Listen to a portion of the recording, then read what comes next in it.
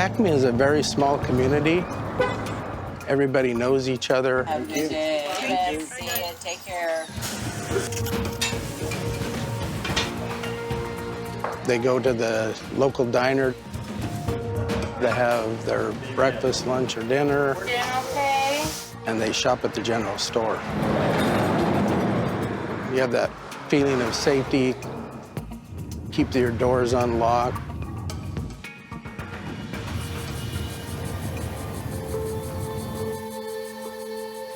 On November 24th, 1989, Mandy Stavik went out running with her dog. The dog had returned, but she hadn't. And when she didn't come back, I panicked. There was a massive hunt for her. Everybody was out looking.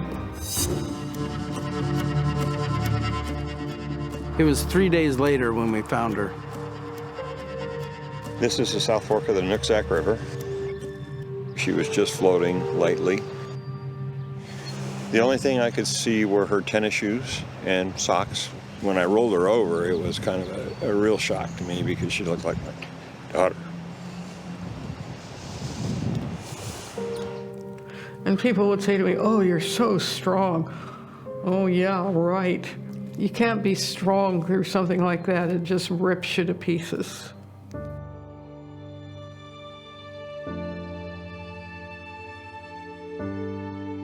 Oh, we were in shock. People were crying. And they were, whoa. There was a killer out there somewhere. And the question is, was this person going to strike again? Yeah, so much unknown. For 25 years, we had no viable suspects in this case. You've got to keep working, keep persistent, keep going. Mandy's dead, but this case was not going to die. No. I absolutely did not think it would ever get solved.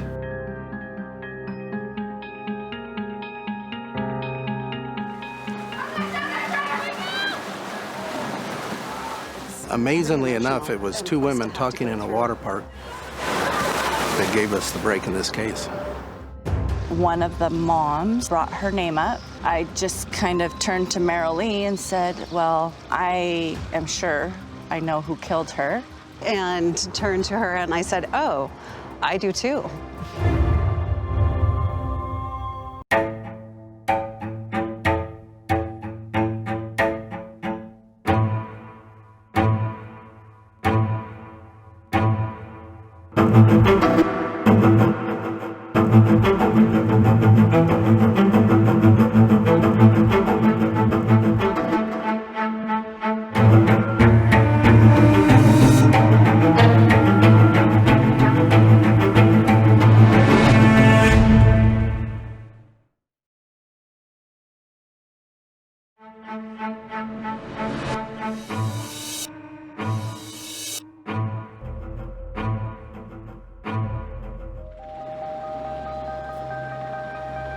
So take me back.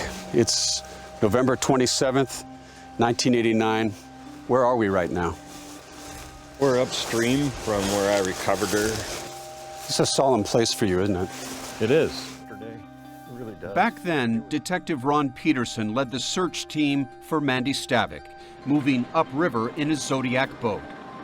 We came around the corner and we got out of the main river and into the little side channel, and I could see pink, something pink. It was Mandy, wearing only her running shoes. When you lifted her out of the water as a father, did you say anything to her?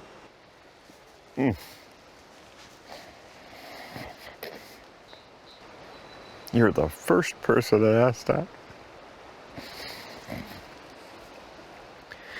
I said, I got you. Peterson and so many others in the small community of Acme, Washington, are still emotional, even 30 years later. What was lost for you in this community with the death of Mandy Stavik? a sense of innocence, I think, more than anything.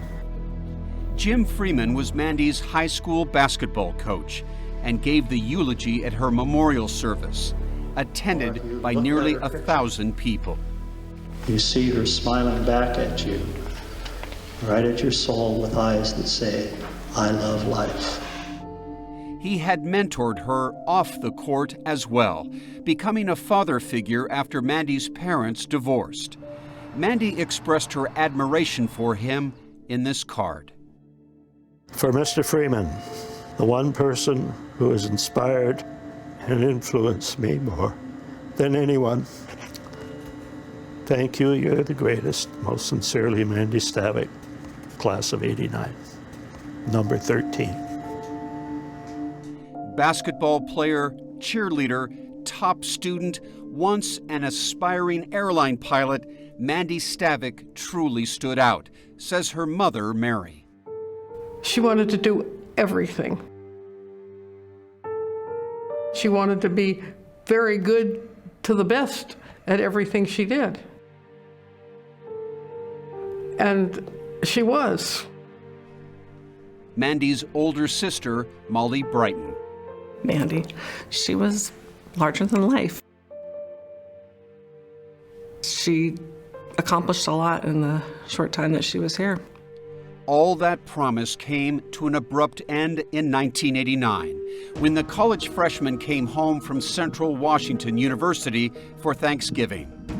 The day after the big holiday meal at her house, Mandy set out on the last jog of her life with her German Shepherd, Kyra.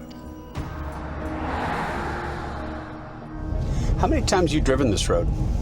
Oh, geez, probably close to 100 over the 30 years of working on the case. Detective Kevin Bowie, who was just a rookie deputy back then, has pieced together Mandy's route from the few people who briefly saw her that day. She always started from the house here and then ran down westbound toward the west side of the Strand Road. The last person to see Mandy alive was a man in a pickup truck who pulled up right here. Mandy ran right in front of him, heading in that direction to go around the bend to her home, about 1/8 of a mile from here. I would say to that wooded area ahead of us is where I believe she was abducted. Bowie says her assailant had to be in a vehicle. Mandy was too fast a runner to catch on foot. How do you think she was abducted?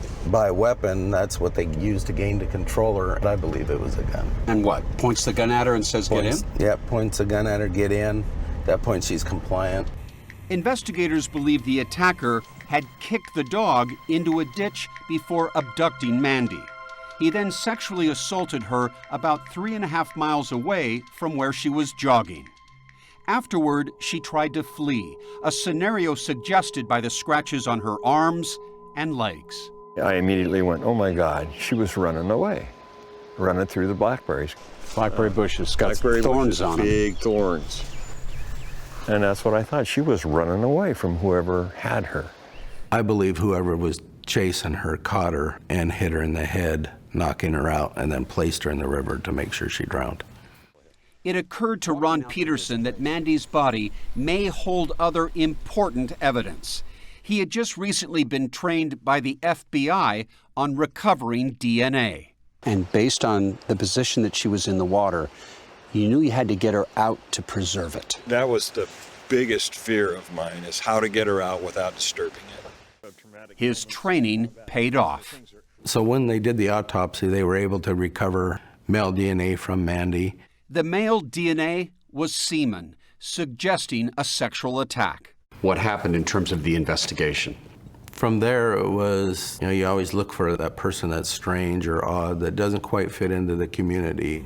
Tips poured in, and deputies checked them out. This is a standard road where Suchi was observed. David Suchi was a local drifter seen in the area that day, Bowie says. They got a warrant and got his DNA, and he was ruled out.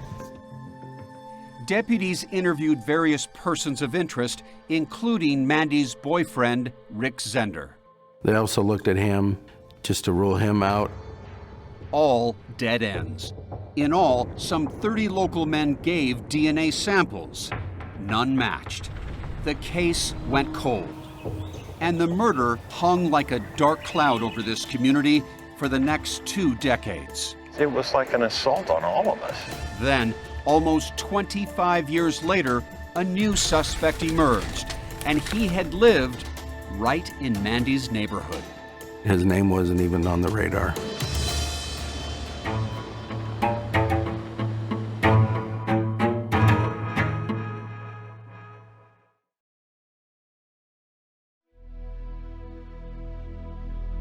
I don't know what it was about her.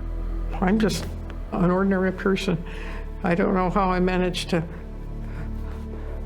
have that child. Mary Stavik spent years haunted by the murder of her daughter Mandy and the lack of progress in the case. And I just really didn't have any hope. That became more ingrained in me as the years went on. But Detective Kevin Bowie, who attended the same high school as Mandy, had never given up. By 2009, he was the lead investigator on this unsolved case. We needed some answers. We needed to get to the bottom of it. He began scouring the case file, poring over old leads and old suspects. And I started going through who's been interviewed, who's been talked to. Bowie noticed that a local drug dealer named John Wisniewski had been questioned because he told people he might know who murdered Mandy. Although his DNA did not match the crime scene, Bowie still wanted to talk to him again. And in 2010, he traveled all the way to Cambodia, where Wisniewski now lives, to question him. What did your gut tell you about this man? Well, I thought he was a good liar. Just kept reiterating, I don't know who did this. You weren't believing him, though. I didn't believe him. But a feeling wasn't evidence. So it's another dead end. Yes. But then, 3 years later, the sheriff's office got a tip that sent them in a new direction, coming from, of all places, a pair of moms chatting at a water park. It was June 2013. Where were you guys when you had this conversation? Sitting on the grass right over there. Heather Backstrom and Marilee Anderson had both gone to Mount Baker High. And you were just watching your kids coming down the water slides and things? Mm-hmm. Out of the blue, one of the other mothers brought up the name Mandy Stavik. Both Heather and Marilee, who barely knew each other, held long suspicions about the same man. Marilee had never told anyone in law enforcement of her suspicions. I really wasn't ready because we are in a small town, and to accuse someone of something that we don't know for sure is a little scary. Heather also never discussed her concerns with anyone in the area. No friend or family in the community that I lived in because of the weight of that. But talking to each other here in this water park decades later, they finally felt compelled to say his name out loud. And I just said that I knew that it was Tim Bass. Timothy Bass had gone to Mount Baker High too. Why did you say Tim Bass? I thought it was Tim Bass because of the experiences that I had had with him in the past. Disturbing experience. Very disturbing, yes. As it turns out, both women had experienced creepy run-ins with him and began exchanging stories. I'm probably 15, and he was in his 20s. It was after a softball game in the summer of 1989, a few months before Mandy's murder. We decided, a bunch of us, to go to Dairy Queen. She says they all piled into a friend's truck, including Tim Bass, who was sitting next to her. He would talk about my eyes, that my eyes were beautiful. Then he took like a pen out of the cup holder and would like start rubbing it along my knees because I was wearing cutoff sweatpants. You must have been scared. You're 15 years old. Yeah, I was very nervous. Hearing Heather's story, Marilee told her own, which was far more chilling. Back in July 1991, she was at home one night with her young son when she heard a knock on the door. So I opened the door, and there's Tim Bass at the door. And he asks if he can use the phone because he had been hunting all day and wanted to use the phone to call his wife. When she handed him the phone, he started dialing, but something wasn't right. I hear the beep, beep, beep, we're sorry, when you call and the phone's disconnected. So I thought, okay, something's up. Then she says things got scary. So then he walks through the kitchen and back to my bedroom. He said that he used to drive by our house and that he had always been in love with me and wanted to make love to me. Right then and there. Yes.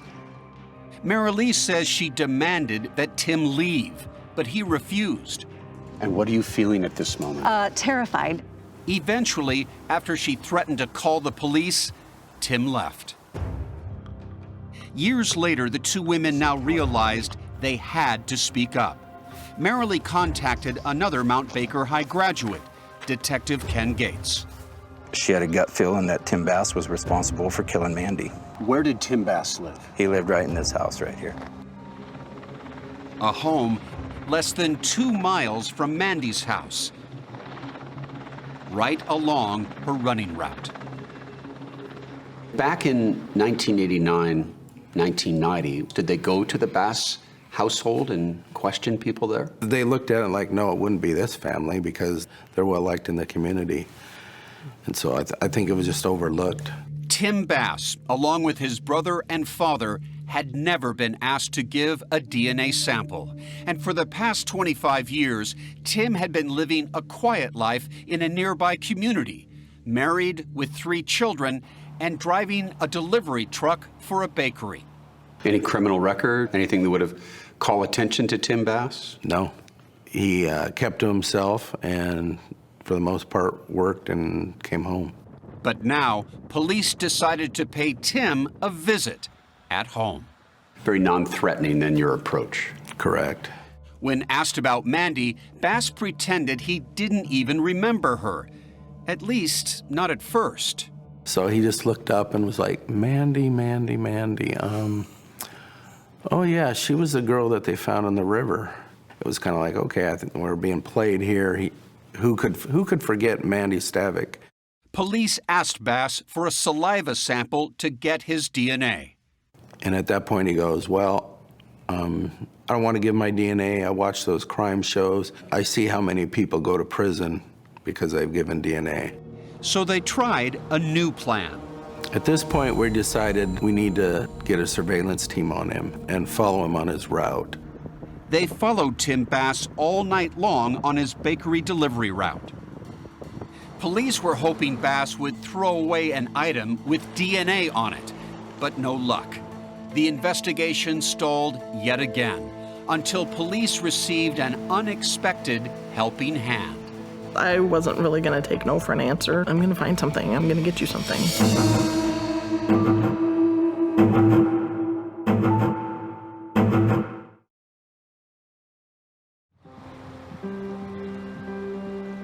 "24 long years had passed without an arrest, and police finally had a prime suspect.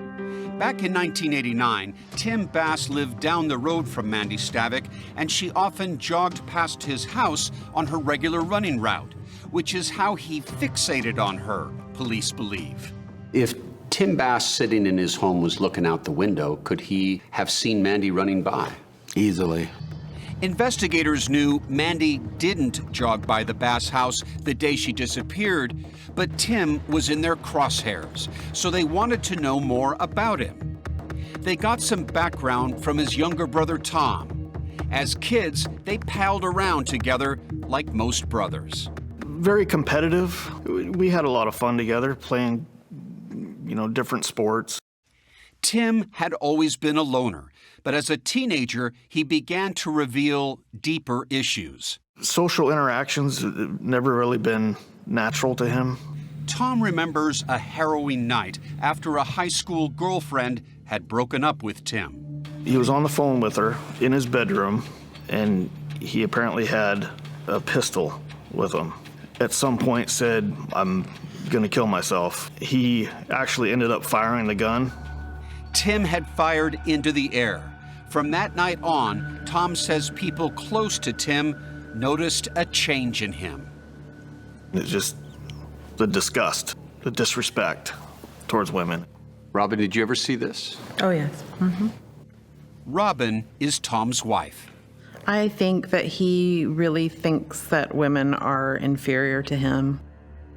Tim got married young, at 22, just 6 weeks after Mandy's murder. He married another Mount Baker graduate, Gina Malone. She says it was hardly a fairy tale romance. I married him basically to get away from home. Gina says throughout their nearly 30-year marriage, Tim was a controlling and emotionally abusive husband. I felt like his servant. Go get me a drink. Make me food. I personally witnessed him tell Gina to shut up, 8 million times. It didn't feel like a marriage. I felt like I went into a prison, actually. But Gina stuck with Tim and had 3 children with him. Why did you stay with him? I was scared.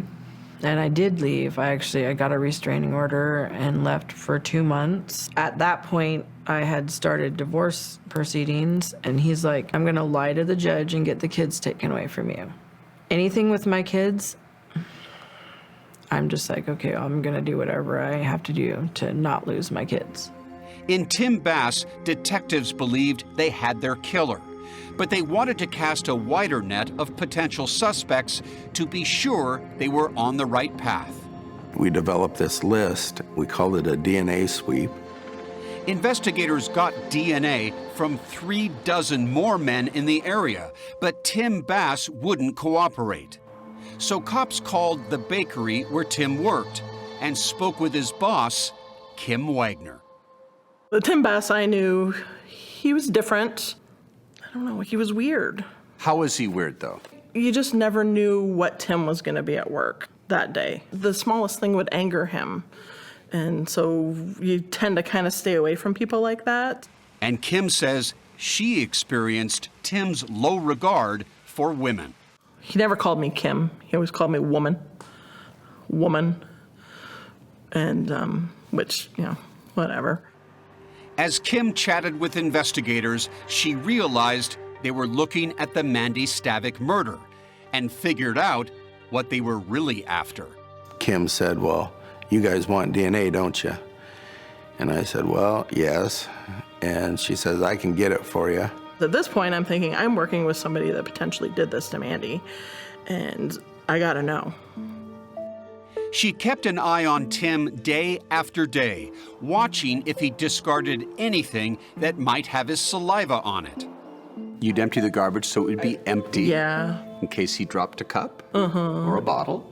Yeah, well, a cup, yeah. It took 3 long months, and then, finally, she saw him throw away a plastic cup, and later, a Coke can. And I just stood there and went, oh, shit, it's game time. And I'm like, this is jackpot.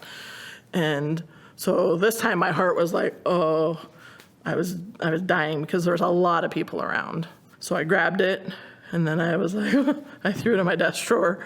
And then she gave it to police. My gut said it was him. My heart said it wasn't, because I just didn't really want to think that we were all betrayed. So about 3 months later, we got the results from the state crime lab. And Katie from the crime lab says, Kevin, we've got a match. You hear those words. What was that moment like? You hear them, but you're not sure it's almost like I'm dreaming. I'm going to wake up at any moment in time. I was just like, this is the biggest thing that's ever happened to me. A lot of tears. After the DNA match, they paid another visit to Tim as he was leaving work. I'm questioning him. I'm like, did you have any relationship with her? No. So you didn't even kiss her or anything? No, never. Then why would your DNA be inside her? He went from denial to, well, how did you get my DNA? What are you talking about? Right after that conversation, on December 12th, 2017, 28 years after Mandy had been found dead, police arrested 50-year-old Tim Bass in the bakery parking lot. They charged him with kidnapping, rape, and murder. As my partner's cuffing him up, I say, "You're under arrest for the murder of Mandy Stavik."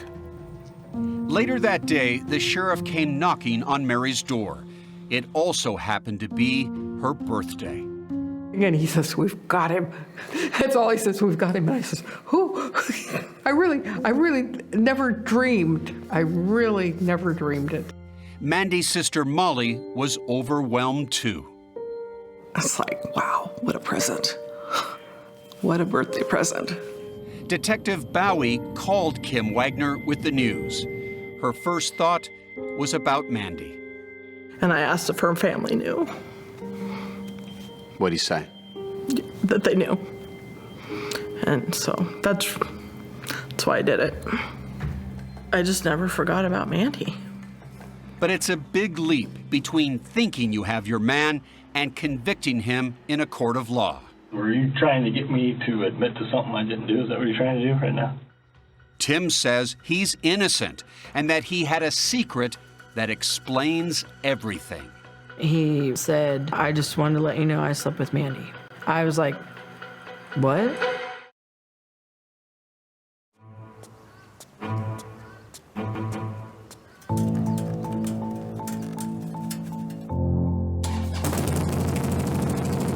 For prosecutor Dave McEachran, it's been a long road to justice. She was such a good kid. And it just shouldn't have happened. Just shouldn't have happened at all. McEachran was 44 when Mandy Stavik was murdered.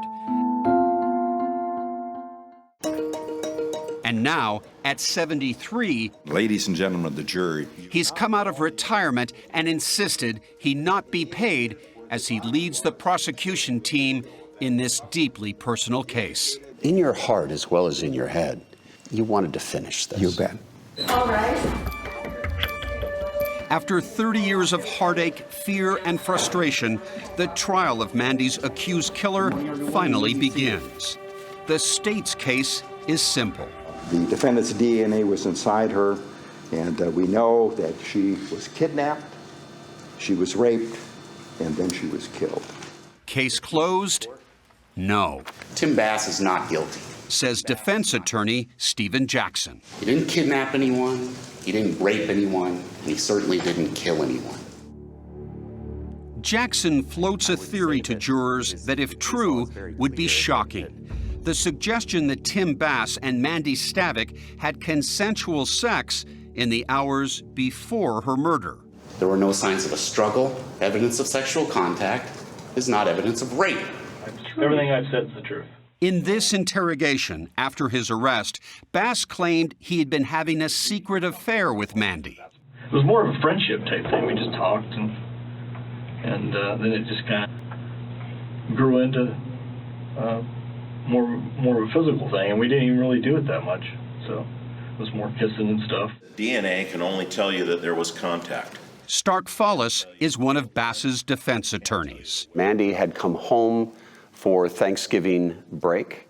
Are you saying that when she came home, they met somewhere and had intimacy? That's exactly what I'm saying. And what do you say to those who say, prove it, that no one saw the two of them together? There are no telephone calls made between the two of them. First of all, I don't have to prove it. The burden of proof is on the state of Washington, not on the defense. Remember, when Tim Bass was first questioned in 2013, he said he barely remembered who Mandy was. Now, they were lovers? Why would his story evolve like that, in your opinion? Because he's making it up. He's trying to cover himself. Good afternoon, Ms. Wagner. Come on, step right up here if you would. Testifying for the prosecution is the woman who helped retrieve the DNA evidence that linked Bass to the crime scene. I was terrified. But Kim Wagner knew she had one more job to do. If Tim was potentially involved in that crime, I wanted to do the right thing for Mandy. But the defense is hoping science can support Bass's account. They called Dr. Elizabeth Johnson, a forensic expert, to the stand. She says the semen could have been deposited up to 2 days before Mandy's death. I would say most consistent is hours to days, and probably within up to 48 hours. The prosecution expert, the original medical examiner from 30 years ago, Dr. Gary Goldfogel, disagrees. He says various indicators say it was much sooner.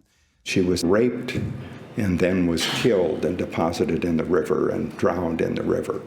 Would your findings be consistent in all regards with that hypothetical? Yes, they would. Now it was time for a woman to testify who Bass knew very well. Please have a seat. You've been sworn. His now ex-wife, Gina. She divorced him after his arrest and his claims about his affair with Mandy. I was so nervous and I was shaking. I don't even want to see his face. Gina testifies that she witnessed him ask his mother to lie for him, to point the finger at his own dad. He's asked her, can we say Dad did it? Bass's father had died more than a decade earlier. She put her hands over her face and like this and paused for a minute and then said no. Tim Bass's trial was turning into a family reunion from hell. His brother Tom took the stand. As you're about to go take the stand, what's going through your mind? Did you sleep the night before? Very little. It was agonizing. As hard as it was, I knew I had to do it. I'd like to direct your attention to February 24, 2015. Tom recounted that when Tim was under investigation, he told Tom he had slept with Mandy decades ago, and then asked Tom to tell police he had also slept with her. I guess to make it look like she got around, that would be my only, that's probably why he said that. And then he asked me again, he said, "You believe me, right?" I didn't know what to say. And Tom describes another damning incident after Tim was arrested. He said that the cops are lying, everyone's out to get him. He said, "I need a strong alibi or I'm going to prison." He said, "Mom, maybe you can say that we were Christmas shopping. Tom, do what you can." Despite that testimony, defense attorney Shoshana Page has an explanation for his behavior. Even innocent people, when they're under that great weight of suspicion, can do things that can be interpreted as, well, only a guilty person would do this. As the 9-day trial wraps up, both sides make their final appeal to the jury. It's easy to make the assumption that this pretty young woman would never have anything to do with Mr. Bass. But this is Mr. Bass circa the late 80s. Just because somebody hadn't seen them together doesn't mean that they hadn't been together at some point. This is an investigation based on the faulty assumption that this is a sexual assault, and it may well not have been a sexual assault. This was not a situation where there was consensual sex. There was no contact between these people. She was abducted, she was raped, and she was killed. Hold him accountable. The DNA was at the heart of Tim Bass's trial. It would now be at the heart of the jury's deliberation. One of them said, teenage girls can sneak out at night. Maybe there was a secret relationship. Madam Clerk, issue the verdicts.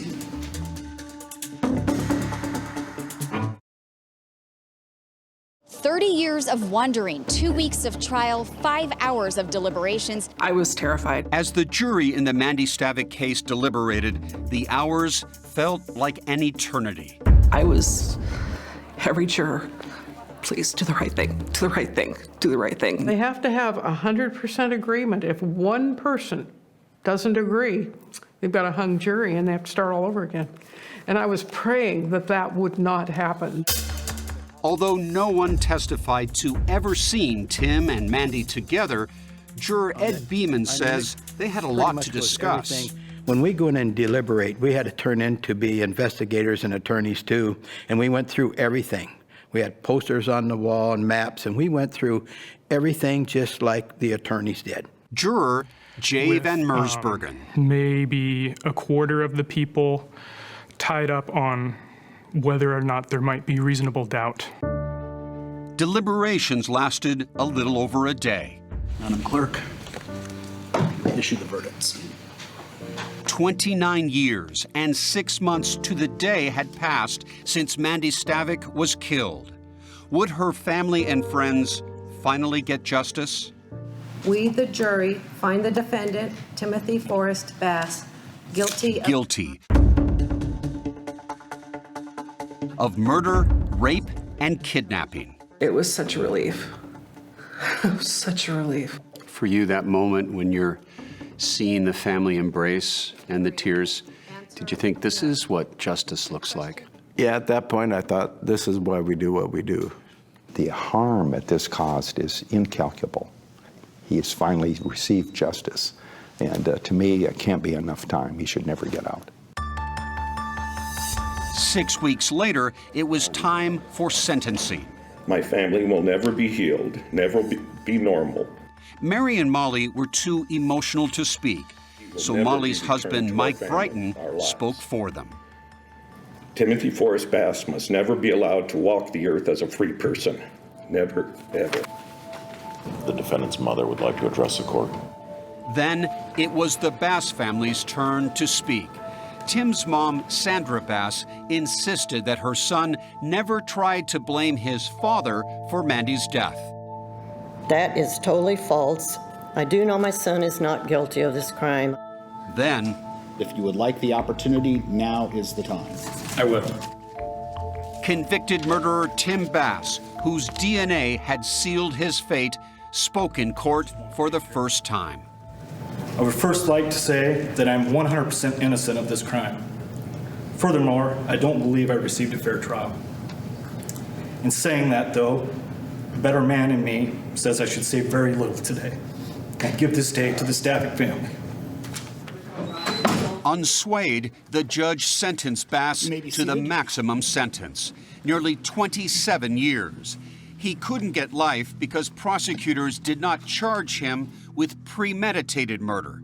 They were not sure they could convict him of that charge. For 30 years, you have lived free from the responsibility for your acts. But that life has been a lie, and tragically it has caught your family, your mother, your brother, your ex-wife, and your children in its web. Tim says he's an innocent man.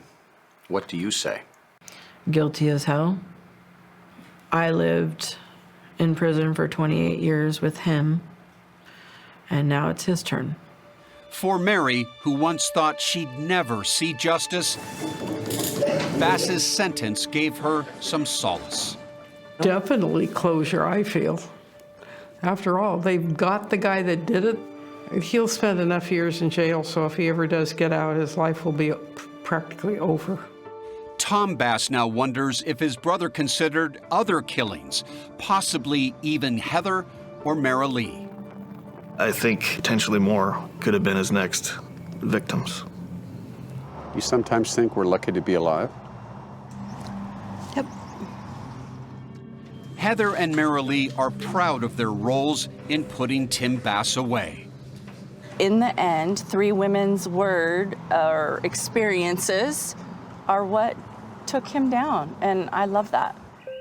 Kim Wagner, part of that trio of women, credits Mandy's hometown, Acme. It really took a village. It took a whole community. The sheriff's office never gave up on Mandy. We got the right guy. Sorry. I guess the community could feel safe and be whole again. And I'd hoped at that point the family could heal. In some ways, you could be whole again too, right? Yeah.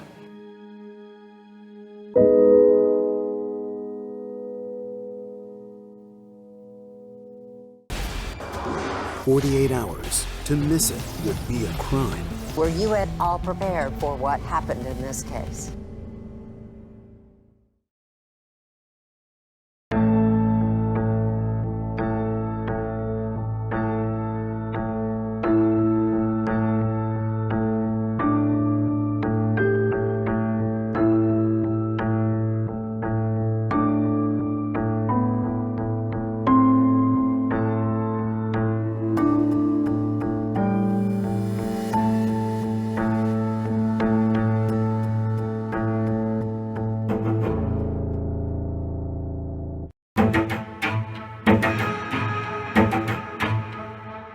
"19-year-old Kristin Smart disappeared on Memorial Day weekend of 1996.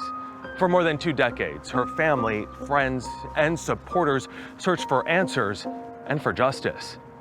In October 2022, the man long suspected in her disappearance was found guilty of murder. His father, charged with being an accessory after the fact, was found not guilty. We take you back to their arrest and how the saga began. It's a landmark day in this very high-profile case, disappearance of Kristin The Smart. San Luis Obispo County Sheriff's Office is set to release details about the latest developments in Today is a day that many had hoped for, wished for, and prayed for. This is where it all began, on the campus of Cal Poly University, the last place that Kristin Smart was seen alive. It's my hope that we're able to take the first step toward justice for the Smart family. I grew up not far from where Kristin disappeared. The billboard in Arroyo Grande is visible. It's got Kristin's photo on it. Driving past that billboard was a periodic reminder that, oh yeah, they still haven't found that girl. I'm Chris Lambert. I created the podcast Your Own Backyard, which focused on the disappearance of Kristin Smart. Investigators say Smart and 2 other students left the party that night and walked back to their on-campus dormitory buildings. We're here surrounded by dorms, and yet nobody saw anything. It was a very dead holiday weekend. A lot of people had gone home. In the amount of time that they were alone and whatever happened that her life ended, I think there was plenty of opportunity to hide her body without anybody noticing. My sister turned 19 in February. She disappeared in May. When she disappeared, I was about to graduate 8th grade. But my parents did a really good job of shielding us. Stan and Denise, they're wonderful parents. A very large group of friends went down to Cal Poly to help search for her. Stan was there. Denise stayed back, and I stayed back with her in case Kristin came home. Never would have dreamed in a million years that she would not return. And Cal Poly is a safe place. You do not think of this happening. This is one of my favorites of her, with this great smile that she has. I just love that. It's just, to me, that captures her. Remember her wanting to travel the world and be an architect. I really miss her. She should be here. Originally, when we first took the case, I was determined I would be able to find her in 6 months. If you've ever been on one of these searches, you walk up a canyon here in San Luis Obispo County, and then there's another canyon off that. And you get to the end of that one, there's another canyon. There's billions of places to hide a body. It's important to explain here that Kristin's case has never been declared cold. A case is only considered cold when law enforcement decides that they've exhausted all of their leads. But what makes it interesting to me is that they've had a suspect since pretty much day one. Hi, Paul. Good morning. I'm Jonathan Vigliotti with CBS News. Were you involved in the disappearance of Kristin Smart? Paul, can you tell us what happened that night between you and Kristin? It's important that there's an arrest made. You gotta move, and you've gotta do it now. I'm here this afternoon to announce the arrest of Paul Flores for the murder of Kristin Smart.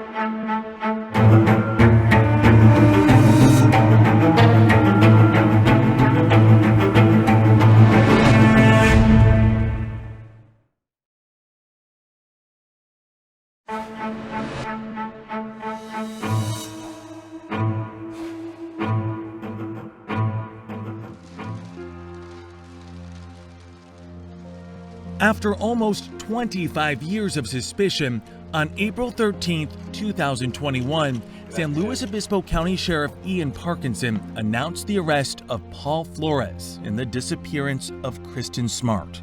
It's been a puzzle, and it's a very slow process to find each of those little pieces. Some of that information came to light through the podcast that many of you are familiar with. In the crowd, taking it all in, was that podcaster, Chris Lambert. It's hard to take too much credit, but I was one piece of the puzzle that helped to make this all come together when it did. Lambert was just 8 years old when Kristin Smart vanished on her way home from a college party in San Luis Obispo, California. I remember seeing it on the news. Kristin is a freshman at Cal Poly, but hasn't been to class since before the Memorial Day weekend. And Kristin Smart left a party on the Cal Poly campus. It was something scary, and they were talking about it pretty regularly. But 22 years later, when he couldn't find any recent stories about the case, he decided to do something.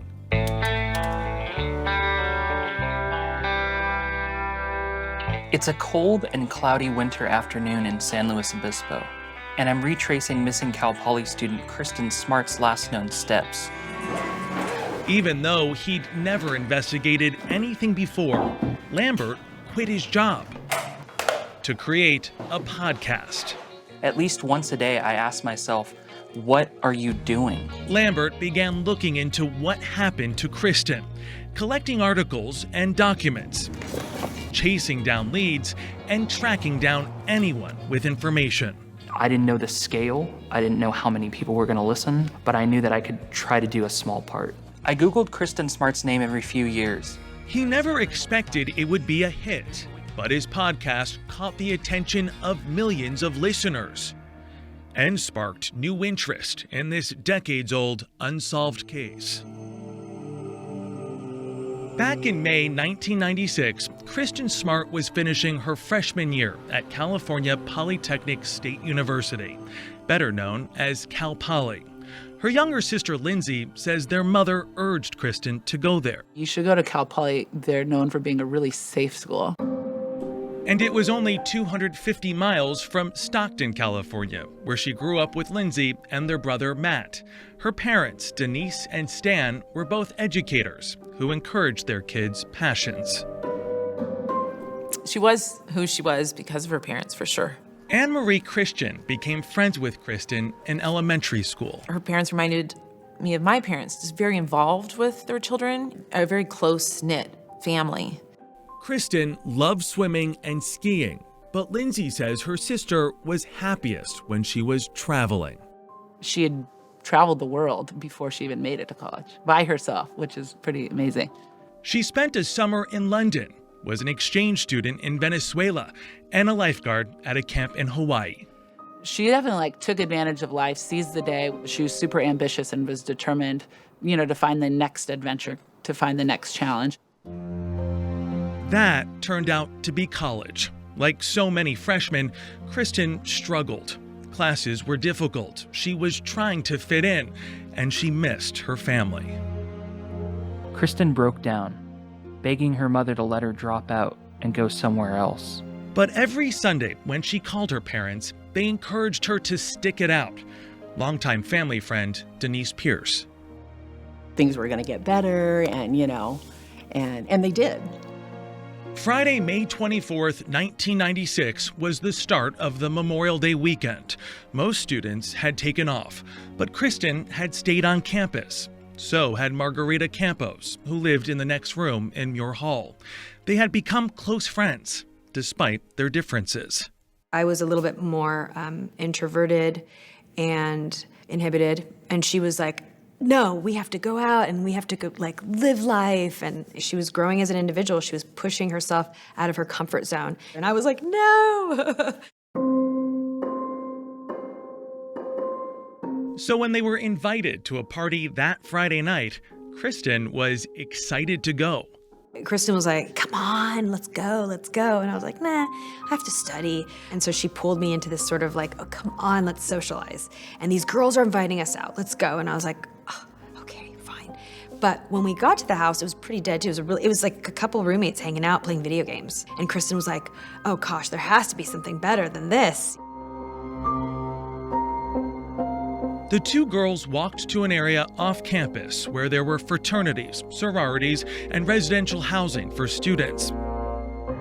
Margarita soon decided she'd had enough. You wanted to go home, and you were trying to find the way to break it to your friend. That's exactly right. They got to the parking lot of this apartment complex. I was like, Kristin, I'm gonna go back home. I'm gonna go back to the dorms. You can go. And she's like, please come with me. Please come with me. I told her I didn't want to go. Kristin did not have a purse, money, her ID, or even her keys. So before leaving, Margarita handed over her keys to get back into Muir Hall. She was absolutely sober when I left her. I'll never forget her shadow against the building, this apartment complex, just standing like kind of cross-armed with a long leg. And she was just kind of like looking at me like, you're really walking away now. Like, you're leaving. The next morning, Margarita waited to hear from Kristin. I was expecting her to knock on my door and be like, oh, Margarita, you missed a rager, and here's your key. I knocked on her door and I thought she was just sleeping or she went out and about, you know? It wasn't until Kristin's roommate returned to their dorm room that Margarita realized Kristin never came home. How did you know she hadn't been back? Nothing had moved. All of Kristin's personal belongings, including her purse, her money, her ID, were in the room, exactly where she had left them. I mean, she was gone. She was gone. By the time they called the Cal Poly campus police, Kristin had been missing for more than 48 hours. But Margarita says the police did not seem concerned. The campus police, they were like, are you sure she didn't go out of town? It's like, she has nothing on her. How could she have gone out of town? They thought she was off possibly having fun. Mm-hmm. Oh, yeah. But they could not have been more wrong. To this day, like, I was like, why did I just let her go by herself? I did have guilt about that. But you have to understand, she was a really independent, free spirit.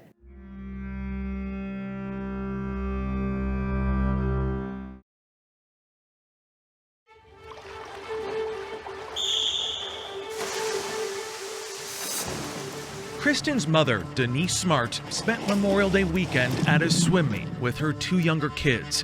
She was looking forward to hearing from Kristin that Sunday. And that phone call never comes. The phone call never comes.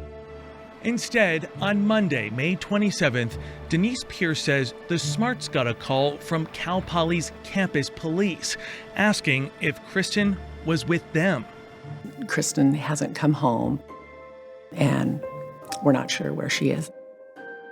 We don't know anything. That's when Denise Smart learned her daughter had not been seen all weekend, and all her belongings were still in her dorm room. She was becoming more and more alarmed. You know, she was frantic. I don't understand this. You know, what's going on? It is every parent's worst nightmare. The Smarts say they tried to file a missing persons report with the local police, but were told it was too early. And the FBI told them Cal Poly police were in charge. But as Chris Lambert learned, the campus police did not act right away. At that point, I don't think they had ever dealt with a missing person, a possibly murdered person. By the time the Cal Poly police began investigating, Kristin had been gone for 4 days. As they soon learned, she had ended up at a party at this house. It's mostly frat guys from the Kappa Chi fraternity. I don't know if Kristin knew anybody there. Chris Lambert, who worked as a CBS News consultant, pieced together what he learned from people who were there that night.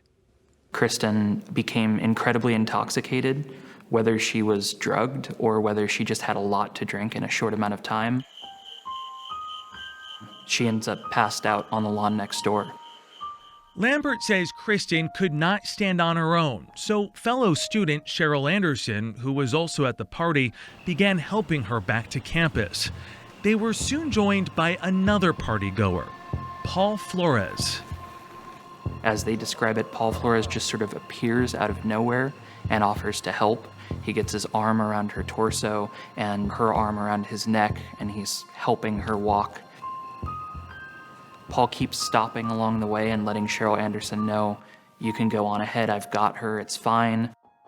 She didn't think that was okay, so she slowed down and walked with them. When they reached the turnoff to Cheryl's dorm, she says Flores tried to hug and kiss her. She left them only after he promised to take Kristin back to her dorm. I don't think she ever imagined that Kristin would end up dead by the end of the night. Paul and Kristin then make their way here. What happens next?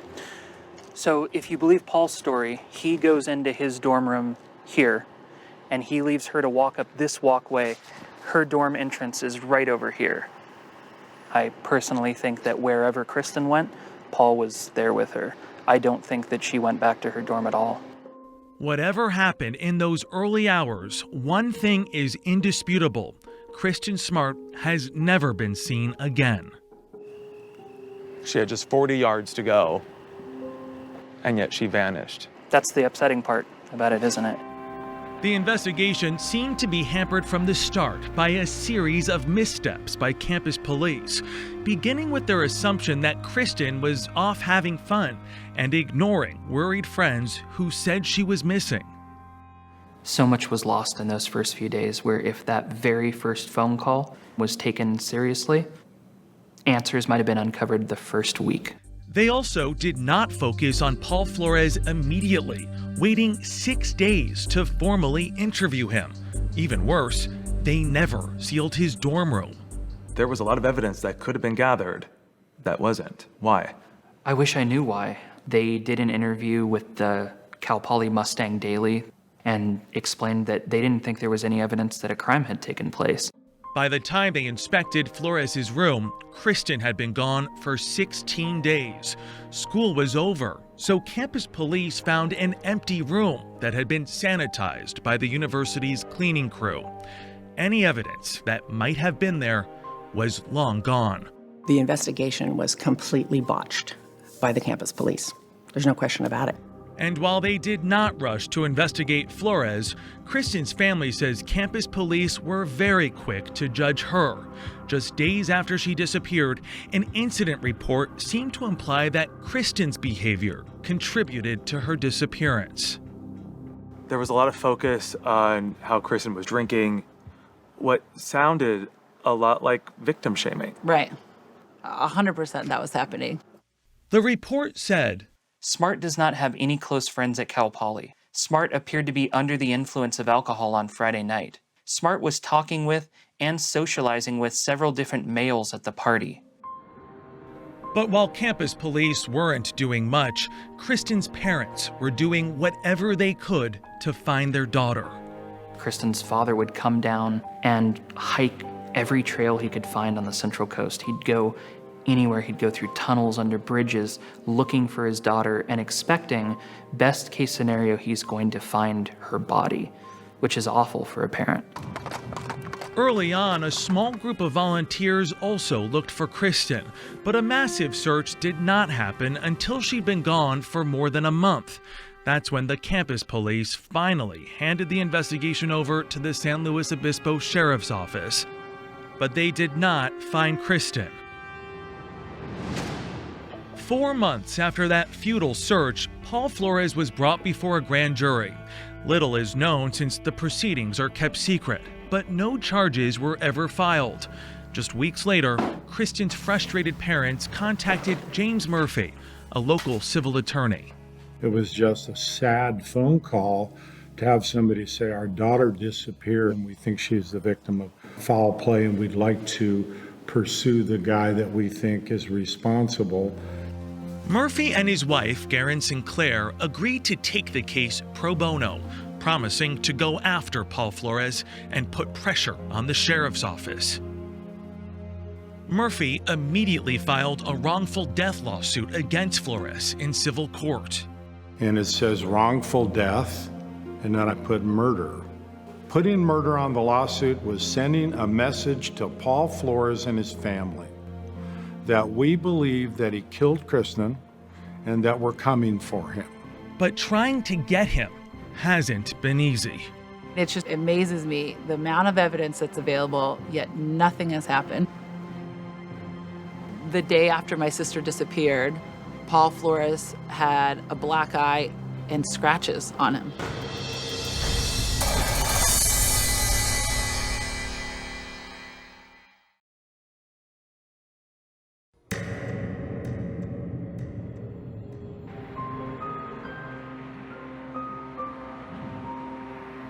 You look at Kristin Smart every day. Every day. The Smart's attorney, James Murphy, and his wife and office manager, Garen Sinclair, have had Kristin's billboard in their front yard since late 1997. It's just a motivator for me. I will go outside at nighttime and I'll look up at the full moon and I'll think that that kid's buried somewhere real close. Murphy and Sinclair promised the Smarts the billboard will stay until their daughter is found.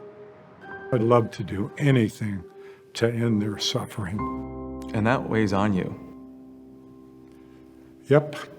Is there any doubt in your mind that Paul Flores is responsible for the disappearance of Kristin Smart? No. No. And Murphy and Sinclair believe they can prove it. They were not able to proceed with the civil case while there was an ongoing criminal investigation, but that did not stop them from following every lead and preparing for an eventual trial. There has been no other suspect. Every piece of evidence points directly at Paul Flores. Like his black eye, you can see it faintly in this mugshot taken by the Arroyo Grande police just by chance, 2 days after Kristin vanished. At the time, they did not know about a missing college student. They were after Paul Flores for an outstanding DUI warrant. Having a black eye doesn't make you guilty of anything. But if the person you were with disappeared from the planet, that's physical evidence. Chris Lambert says 2 days after that, when Flores was interviewed by campus police, they asked how he got his black eye, as well as scratches on his hands and knees. He says he got a black eye playing basketball with his friends. But one of those friends told police Flores already had the black eye when he arrived. He told those friends he just woke up with the black eye. When authorities later confronted him with the two stories, Flores admitted lying and offered a new explanation. He actually hit his eye on his steering wheel in the middle of the night while changing his stereo. So now you've got 3 different stories about how he got that black eye. He lied to the police about everything. Flores claimed after walking Kristin back from the party, he went to his room in Santa Lucia Hall while she walked alone to her dorm. But cadaver dogs told a different story. Just days after taking over the investigation, the San Luis Obispo Sheriff's Office brought several dogs, like these, trained to detect human remains to the Cal Poly dorms. They brought in the first dog, and they had the dog go through the dorms. There was no reaction until the dog reached Paul Flores' room. They let the dog in. The dog makes a beeline to the bed of Paul Flores. Remember, Flores' room had been emptied and thoroughly cleaned, but remarkably, the same thing happened with 3 more dogs. That suggests that something bad happened in Paul Flores' dorm room. The sheriff's office still wasn't convinced they had enough evidence against Flores, but Murphy says there were other incidents that should have raised alarm bells about him with law enforcement from the very beginning. Paul Flores had a reputation amongst the girls that knew him at Cal Poly as being a creeper, that he was always trying to hit on women. In fact, Cheryl Anderson, who trusted Flores to walk Kristin back to her dorm alone, told police that her friends called him Chester the Molester because he was known for groping girls. So with Cheryl's account alone, we have an unsettling picture of Paul. Just 5 months before Kristin disappeared, San Luis Obispo police received a call from a student living off campus. There was a man climbing her trellis and trying to get inside her balcony, very intoxicated and refusing to leave. When they showed up, it was Paul Flores. No charges were filed, but Lambert discovered Flores' troubles started at a young age.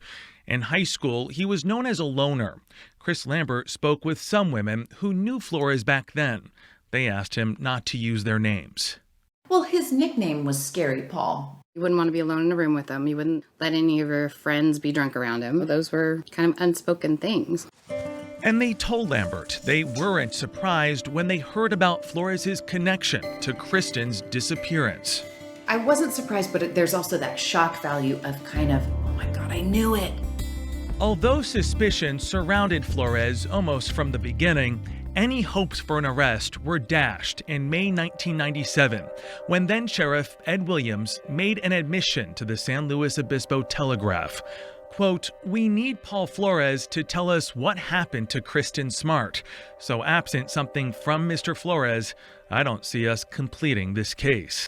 How significant was that? I think that might have been the biggest misstep that investigators have made to this day. To declare to the public, if you stay quiet, you will get away with this.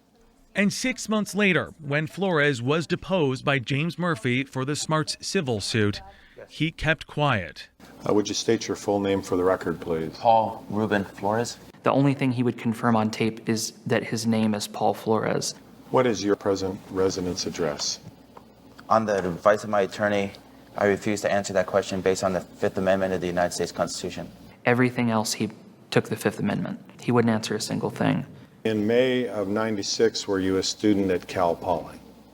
On the advice of my attorney. He invoked the Fifth 27 times. What is the name of your father? On the advice of my attorney. And it worked. You just don't talk, and you get away with it. Flores wasn't talking, but was there evidence possibly placing Kristin Smart at his mother's home? Somebody found an earring that they say was Kristin Smart's jewelry in the driveway. An earring that appeared to match the necklace Kristin is wearing on this billboard.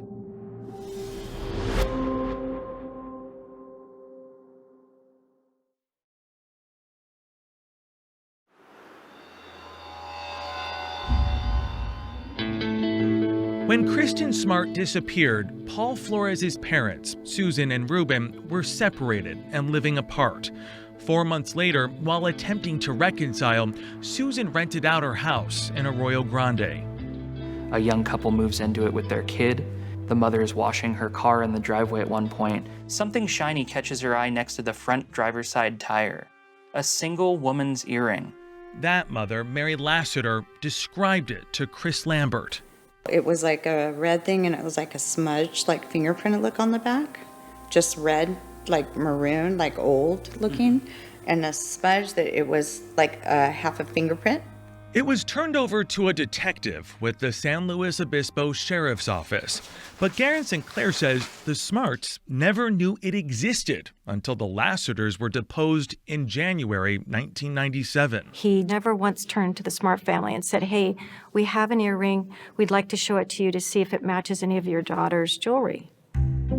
The Smarts then demanded to see it. And that's when they're told that earring has been misplaced. Misplaced. It was never marked as evidence, apparently. But Mary Lassiter says the earring matched the necklace Kristin is seen wearing on this billboard. If it was, in fact, a piece of jewelry that matched Kristin's jewelry, it would have been blockbuster evidence. And might have connected Kristin to Susan Flores' house, says James Murphy. There's no way to get evidence back once you've lost it. Another frustration for the Smarts. At the time Kristin disappeared, investigators weren't aware that Paul Flores' parents were separated and living apart, so they did not immediately get a warrant to search Susan Flores' home. Even more difficult to understand was why they waited 2 months to search this house, the family home where Paul Flores was living with his father Ruben. And when they did, they didn't bring cadaver dogs with them. They didn't bring a forensics team. They didn't look at the Flores family's vehicles. They might have found evidence in those vehicles. Paul Flores did not have a car on campus, so Murphy surmises he had to have had help.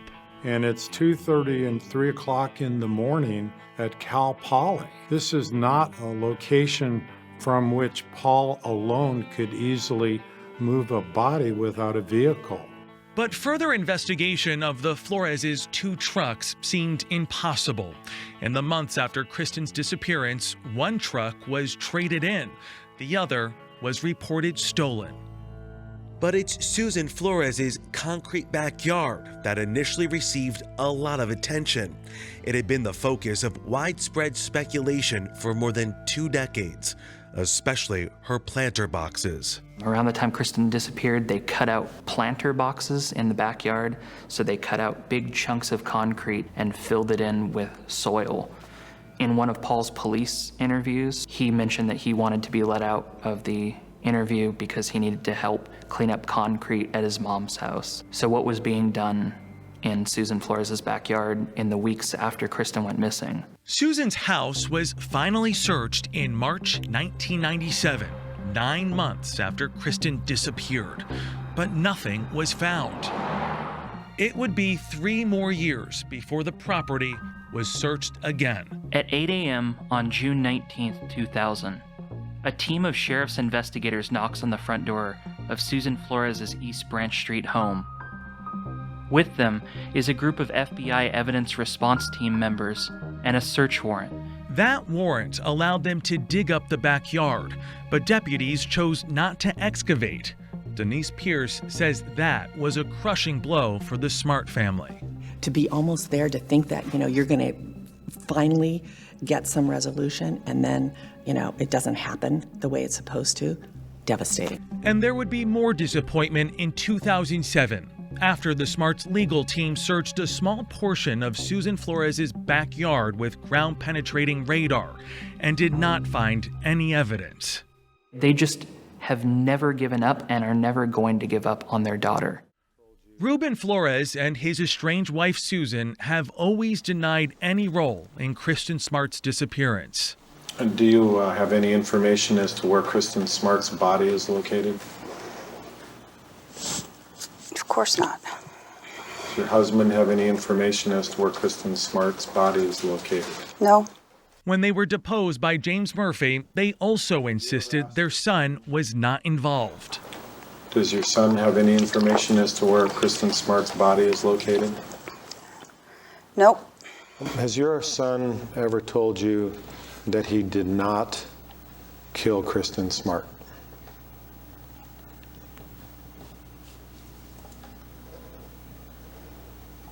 We never asked that question. We just, do you know anything about it? He says no. Through the years, the Smarts have kept pressure on the Flores family, but the Floreses have fought back, suing the Smarts for intentional infliction of emotional distress. Like the Smarts' civil case, theirs was also on hold. In the meantime, Paul Flores moved to Southern California, where he's bounced from job to job. But as Chris Lambert learned, Flores' pattern of behavior with women didn't stop. A couple times I'd take him home and he would just, oh, come on, just give me a kiss, just give me a kiss.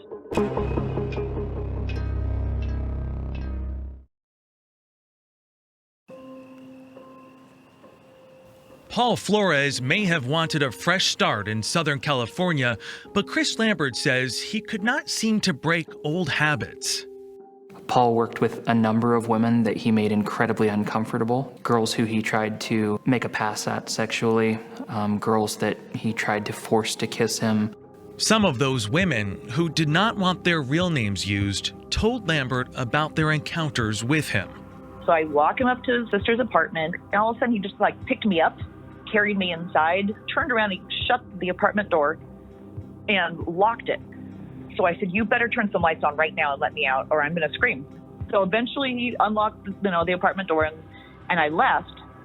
Lambert also interviewed a woman who dated Flores until she says he became physically and verbally abusive. And he had a butter knife and he held it to my neck and I was screaming and my roommate actually kicked down the door to make him stop. But Paul Flores was never charged with any of these incidents.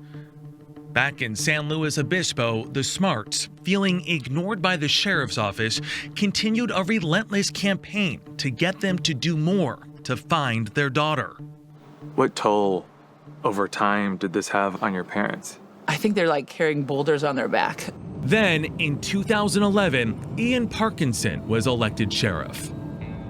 If you were making a film about a new law enforcer who's coming to a small town to save the day, you'd probably cast Parkinson.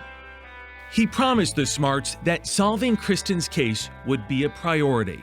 I committed to them that I was going to go back to the beginning and re-examine every piece of evidence that we had. But Parkinson acknowledges it hasn't been easy. There was early mistakes made that you can't recover from when you're missing those vital pieces. Is this a case that takes a miracle to solve? I hope not. Since Parkinson came on the scene, investigators have dug up hillsides, searched the homes and properties of all the Floreses, collected evidence, seized Paul Flores's computers, monitored his cell phone and text messages, and found new witnesses, some with the help of Chris Lambert.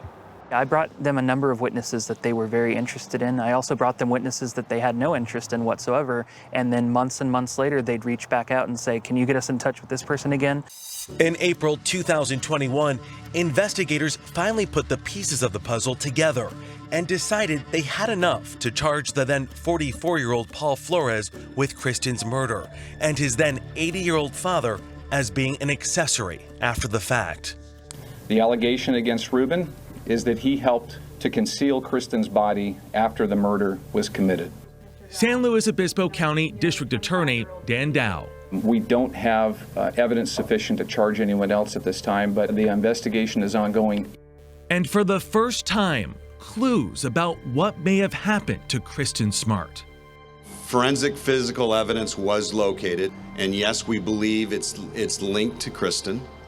And yes, we did find physical evidence at least 2 homes. Like what may have been discovered in March 2021, when investigators searched Ruben Flores's house using cadaver dogs and ground-penetrating radar. They did a significant amount of digging underneath the house. They took in soil, I assume for some kind of analysis. According to a county probation bail report obtained by the San Luis Obispo Tribune, biological evidence was found under Ruben's deck. The question for decades was, well, where did the body go? Murphy has filed an additional civil suit against Ruben Flores and others for the intentional infliction of emotional distress, and the complaint has some claims about what led investigators to focus under Ruben's deck in the first place. The podcast is out. People are watching Ruben Flores and Susan Flores and Paul Flores. Suddenly, major pieces of evidence came forward. An important tip came in after a February 2020 search of Paul, Susan, and Ruben's properties. Murphy alleges 4 nights later, strange activity was seen at Ruben's house. An eyewitness actually documented the fact that throughout the night there was activity in the area of the underside of that deck. I'm not at liberty to describe how it was documented, but I've seen it. That witness initially came forward to Chris Lambert, who passed the information to the sheriff's office and Murphy. In his complaint, Murphy alleges, along with Ruben, there were 2 other unnamed individuals, but he says they are Ruben's ex-wife Susan and her boyfriend. So why would Susan Flores, her boyfriend, and Ruben Flores be up all night long working under that deck? The lawsuit claims they were moving Kristin's remains. The location where all this activity occurred is where they found the biological materials, and the body's not there now. And there are more horrifying allegations about what may have happened to Kristin after she was last seen with Paul Flores. It is alleged that Mr. Flores caused the death of Kristin Smart while in the commission of or attempted rape. Because of the statute of limitations, Dow says Paul Flores cannot be charged with rape. But the allegation that he was committing or attempting to commit a rape when he killed her is the basis for which we are able to file first-degree felony murder charges. Authorities made clear that they plan to use Flores's alleged predatory behavior against him. We intend to use evidence of other sexual crimes in this prosecution to prove the facts necessary for the attempted rape in this case. And according to that probation report, dozens of women have recounted Paul Flores's sexual assaults and predatory behavior that document his 25 years as a serial rapist. He has not been charged in those incidents. We have evidence that we do believe there are other people that are not yet identified that have had some kind of a criminal act perpetrated on them by Mr. Flores. 48 Hours has learned these suspicions center around evidence found during that 2020 search of Paul Flores' home. Sources tell us investigators discovered photographs and videos on Flores' computer showing him engaged in sexual activity with at least 10 different women, apparently in various states of consciousness. Paul Flores and his father both pleaded not guilty to all charges at their arraignment. Ruben's attorney, Harold Messick, dismissed the evidence against his client as, quote, so minimal as to shock the conscience. He later argued that the biological evidence found under the deck was not conclusively human blood, and DNA evidence could not be found linking any other evidence to Kristin. Susan Flores and her boyfriend were never charged in the case. Ruben Flores was released on $50,000 bail to his ex-wife. He was required to wear an electronic ankle bracelet, but Paul Flores remained behind bars without bail. To see them in custody was a feeling of great joy for me. My job was to hunt them, and that's what I've been doing for a long, long time, along with a lot of other people. And that's been our goal. It is also what the Smarts have been waiting for more than a quarter of a century. Chris Lambert says they're cautiously optimistic. They're hopeful, but they've also been let down so many times before. I think they're just waiting to see what the outcome is going to be. They're interested in seeing Paul Flores get convicted and Ruben Flores get held accountable. Most importantly, they want to find their daughter.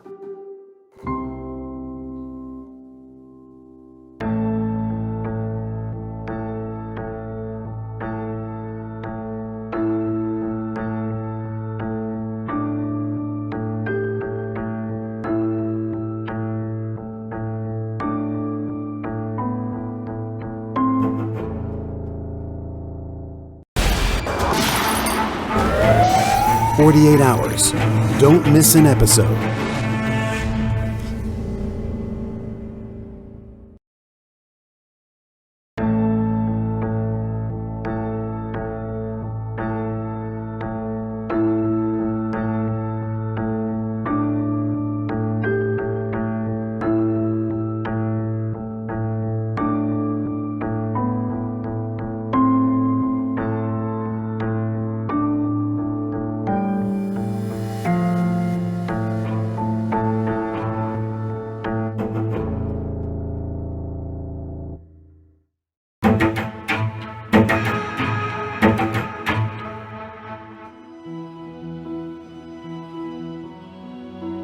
It was a complete mystery.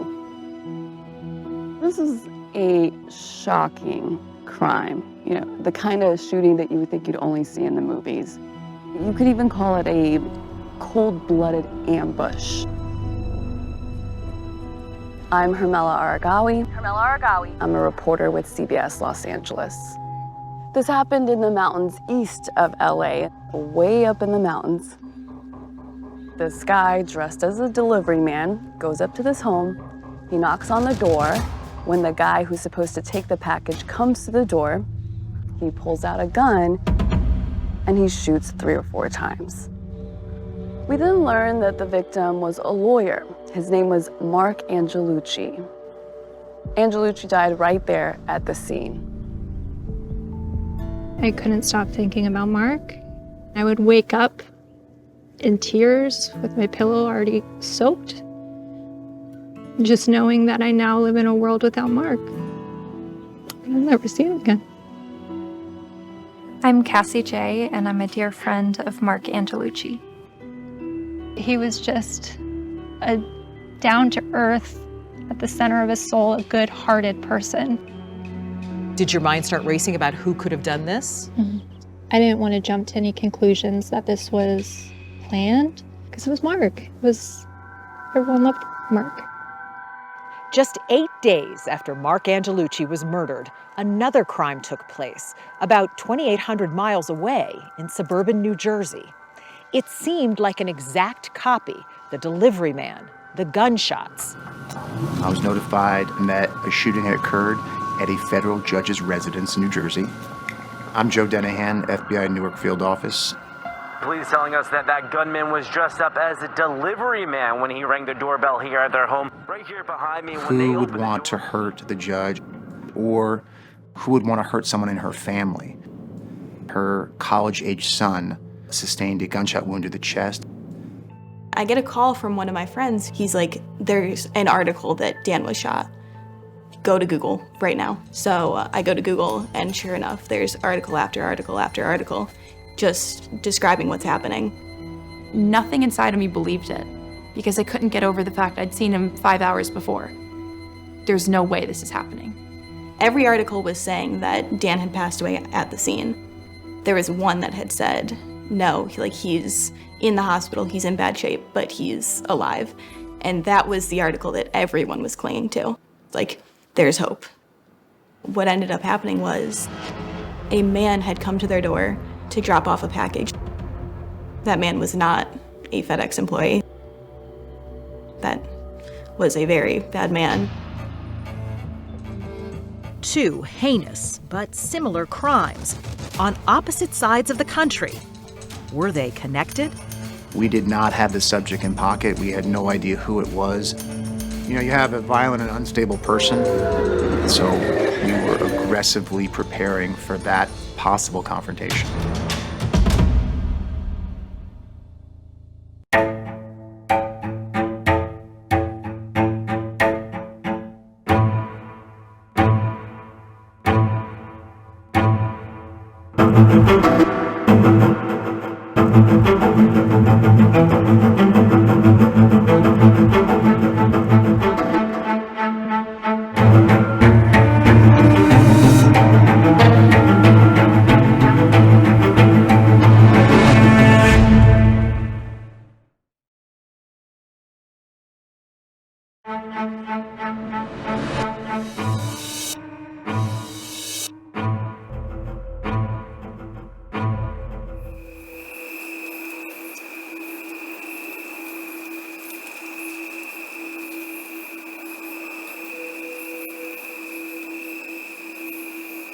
Documentary filmmaker Cassie J still has a hard time grasping that her close friend, Mark Angelucci, is dead.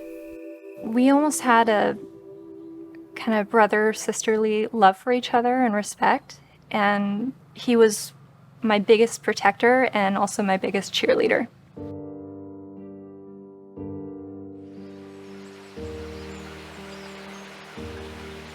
Angelucci had been living in Cedar Pines Park, California, a sleepy little village here in the San Bernardino Mountains east of Los Angeles. It was broad daylight when he came to his door to sign for that package on July 11th, 2020.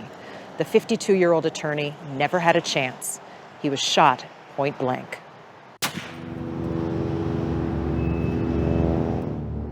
This looked like a targeted assassination.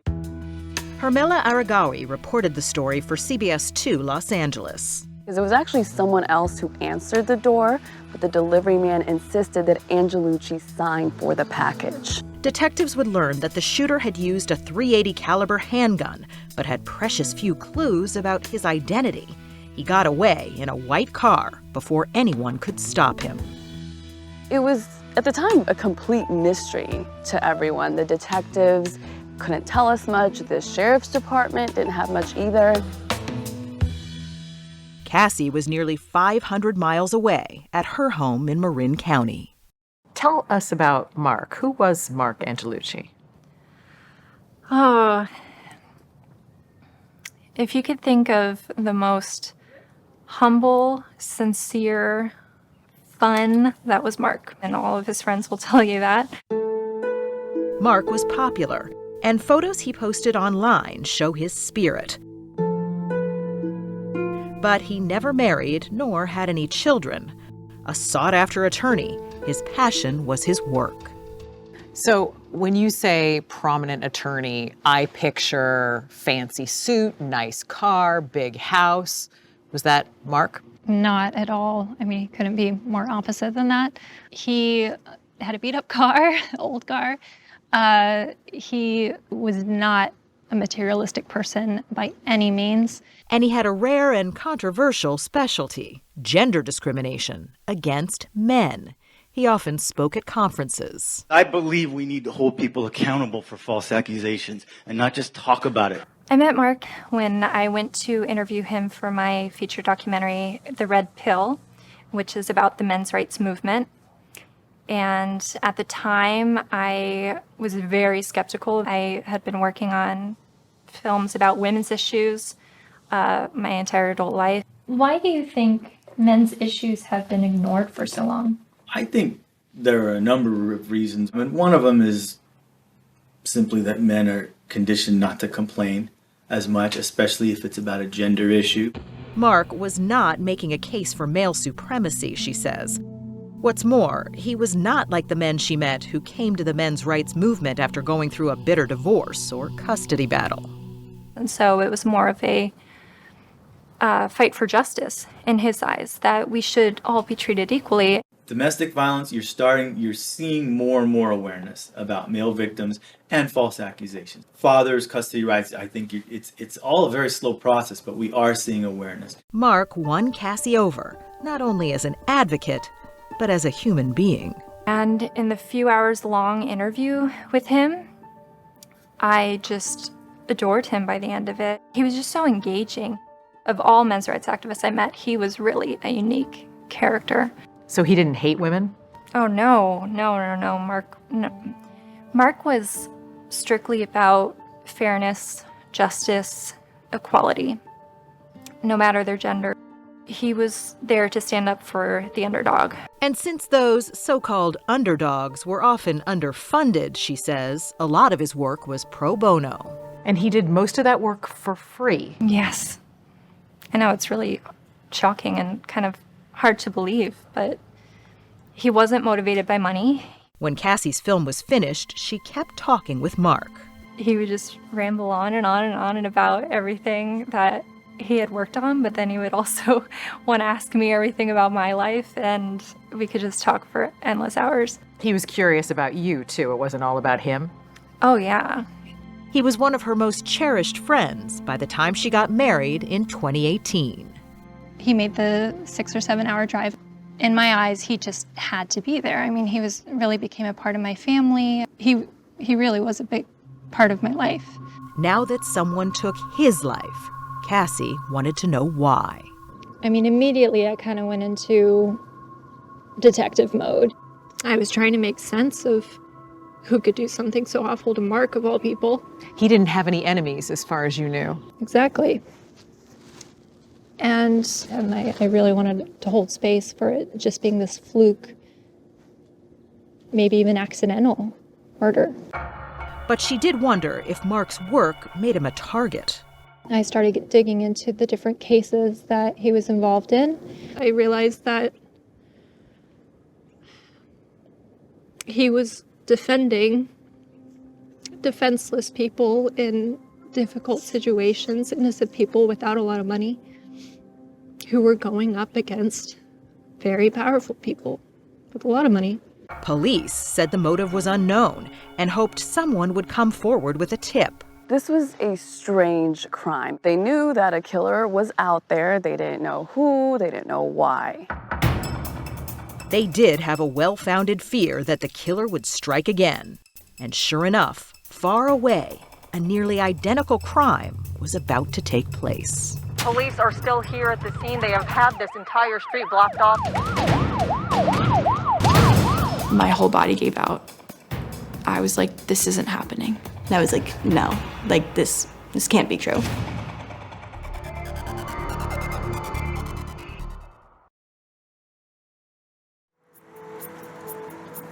Nearly 3,000 miles away from the California town where Mark Angelucci was murdered, a family of a well-respected judge in suburban New Jersey was about to be blindsided by another vicious attack. Do you affirm that the oath you're about to take? Esther Salas was the state's first Latina federal judge. I took an oath, and I stand by that oath. I follow the law. When she testified at her Senate nomination hearing in 2011, her family was at her side.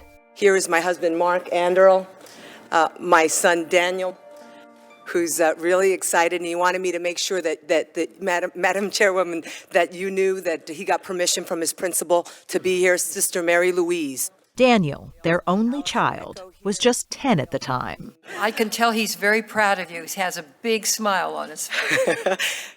Federal Judge Salas's life story is inspiring. She was raised with 4 siblings by an immigrant mother in a small apartment. At age 10, she rescued the family cat from a fire that left them homeless. Through it all, she diligently pursued her education, and she was a law intern when she fell in love with attorney Mark Anderl. He's highly energetic, easily distracted, hardworking, and a lot of fun to work with. David Oakley, Mark's law partner, is a close family friend. There's only 3 of them, and they were so close-knit and so affectionate. Mark had a demanding workload, and his wife often handled hundreds of criminal and civil cases simultaneously. But they both always had time for Daniel, who shared his father's passion for sports. Dan Anderl is on in relief. Joe Augustine coached Daniel in baseball for 10 years. Dan was the ultimate teammate. He always came prepared. He always came with energy. And his talent was promising. But after graduating high school, Daniel chose not to participate in college sports. He was committed to following in his parents' footsteps. He made a very conscious decision to focus on his studies. He definitely decided to try to aspire to law school. In 2018, he went off to the Catholic University of America in Washington, D.C. His parents remained as involved in his life as ever. I have never met a kid who speaks more highly of his parents. His mom and his dad were his best friends in the world, and he would let you know that. Classmates Kat Haley and Sarah Peterson say Daniel was a friend they could count on. There was a bug in our room at 2 a.m, and we were terrified. We were like, Dan, get over here right now. He hops on his electric skateboard and is over within 30 seconds. In his pajamas. Ready to kill the bug, and then he was like, okay, anything else? We literally have a video of him dancing in the rain. And if that doesn't, explain his character, I don't know what does. College continued to be a blast. In New York City, the virus is spreading so fast. But then came March 2020 and COVID. People are concerned there will not be enough resources to fight the disease. We went home for spring break, and then they made the announcement, you're not coming back. It was weird going from seeing someone every single day to just all of a sudden just nothing. That summer, as Daniel's 20th birthday neared, he was sorely missing his friends. His parents worried about the pandemic, but felt if everyone adhered to guidelines, those friends could come visit for the weekend.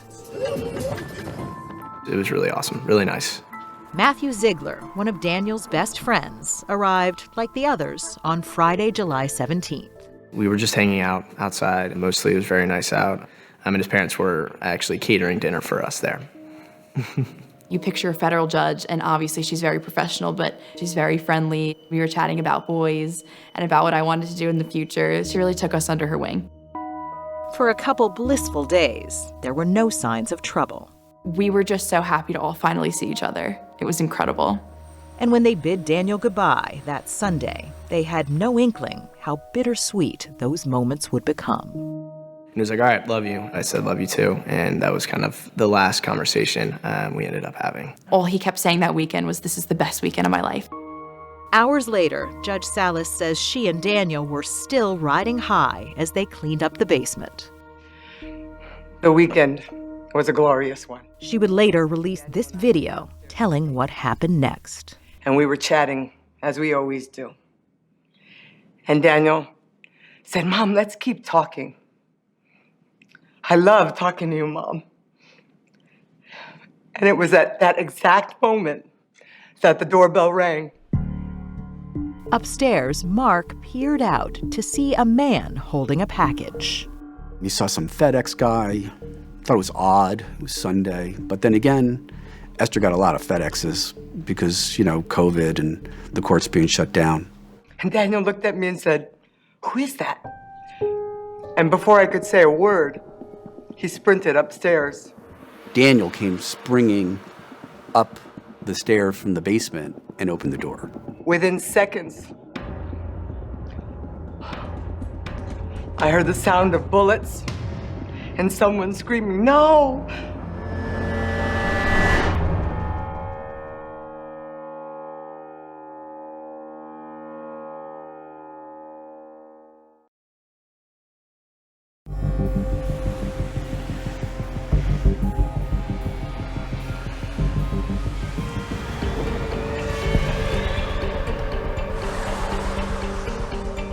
As we were rolling out to the location, I certainly had a feeling that we were in uncharted territory here.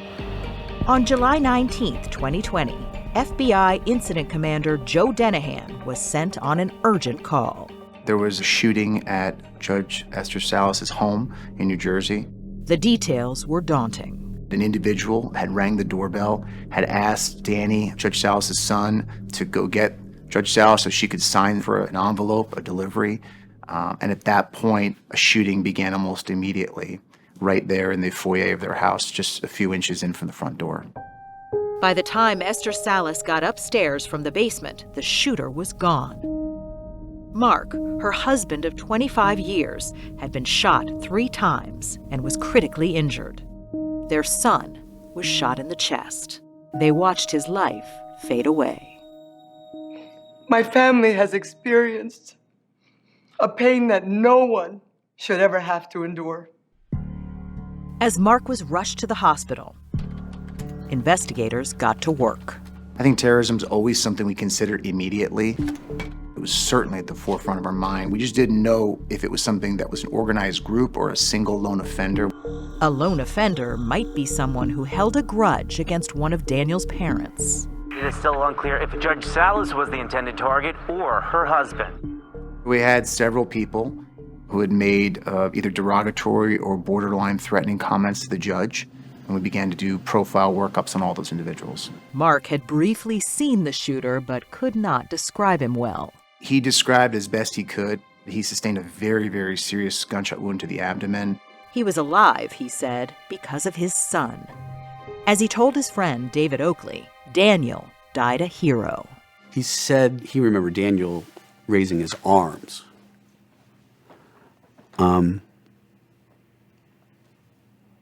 And getting shot and falling back.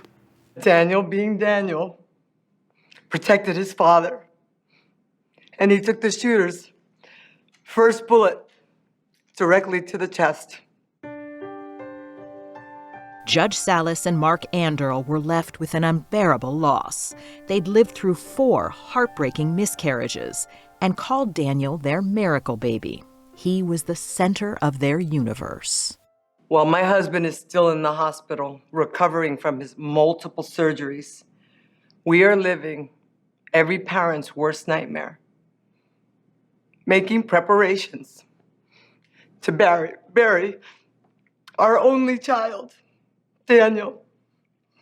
He was also mourned by his friends.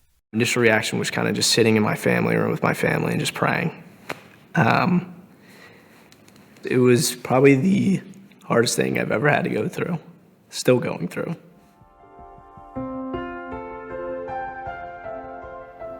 It's horrible.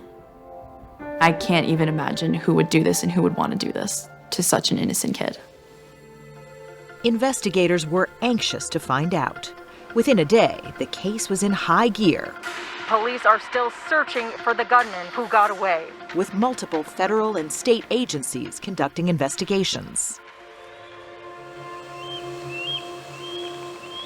At the same time, 150 miles away, on a remote road in New York State's Catskill Mountains, another case was just beginning. Reagan Road is a dead-end road in a very rural section of northern Sullivan County. State Police Captain Brian Webster says his troopers responded to a call and found a dead man with a bullet in his head. His body lay in the grass near an unoccupied car. He had a wallet with photo identification on him. The dead man was Roy Den Hollander, a 72-year-old attorney who lived in New York City. It didn't ring any bells. I didn't know the name. Who killed this out-of-town lawyer, and why here? Murders are rare in this area, and if that's what this was, the cops had their work cut out for them. But the evidence at the scene pointed to something else. There's a Walther semi-automatic pistol located in very close proximity to the deceased subject there. It appeared that he had a self-inflicted gunshot wound to the head. Suicide is something that we handle all the time. And one particular item in the car was alarming. They had found a FedEx envelope that was addressed to Judge Esther Salas in New Jersey. And the investigator who actually finds the envelope was familiar with recent news reporting. He had known that Esther Salas was a federal judge whose son was recently murdered. Chopper 2 shows investigators swarming the scene. Webster immediately reported the apparent suicide to the FBI. He had used a .380 caliber handgun, and the .380 was the same caliber that was used at the judge's home. As unexpected as this was, the evidence seemed clear. Roy Den Hollander shot Mark and Daniel Anderl, then drove to upstate New York and took his own life. He was unusual in this, in a certain sense, being 72 years old, a highly educated attorney, member of the bar. But when police began looking through other items in his car, they discovered even more evidence that the now dead New York attorney was a killer. They found an address, a residence in a small village in the mountains east of Los Angeles. When we ran the address through, we realized that there was a murder that had occurred at that address. That murder victim was Mark Angelucci, the California attorney gunned down by his front door just 8 days before the attack in New Jersey. The details were chillingly familiar. He had to sign for a package.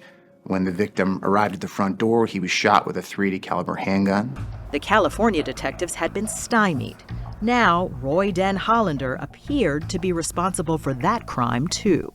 It was a mystery for San Bernardino County Sheriff's Office. They had no subjects at the time, but they were actively working it, and they partnered well with us. So working closely with them, I think we were able to piece together a lot of the puzzle. Den Hollander did have the opportunity.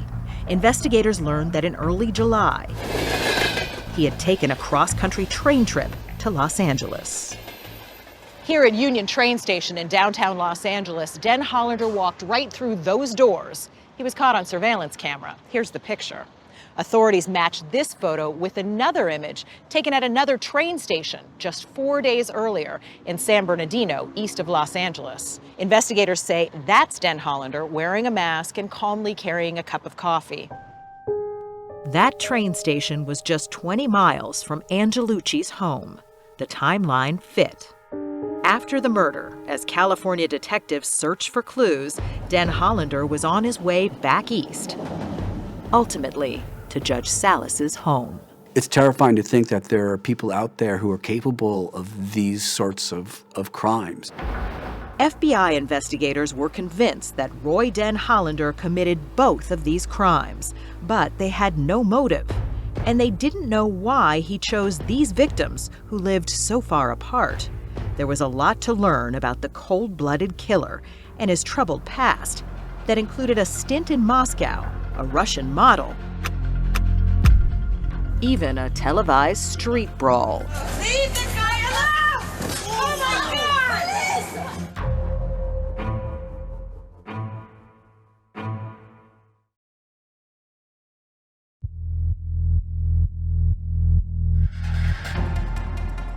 The FBI believed that the 3 incidents were linked. The murder of a San Bernardino County attorney is connected to a deadly shooting at a federal judge's home in New Jersey.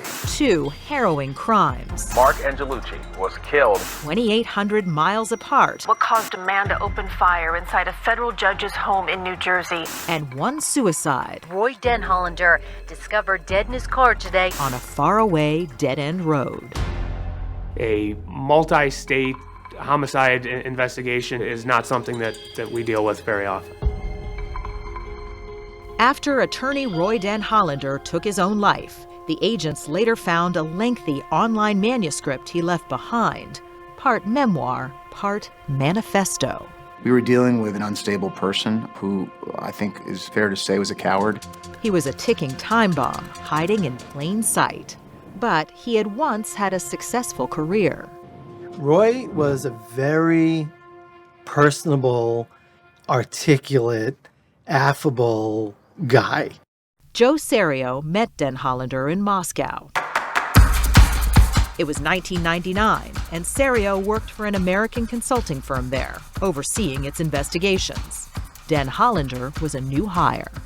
He had a bit of charisma about him. Denhollander had an impressive resume. He once worked for a prestigious law firm and had earned an Ivy League MBA. This is a guy who apparently is successful, and he's in good shape. Even so, something seemed off. He also dyed his hair. And I have nothing against dyeing hair, but he told us why. Why? Because he could pick up babes, but easier that way. Babes, that was the babes word is he the used. word he used a lot. And my idea of what a 50-year-old is and how they should be, quote unquote, conducting themselves, it wasn't matching up.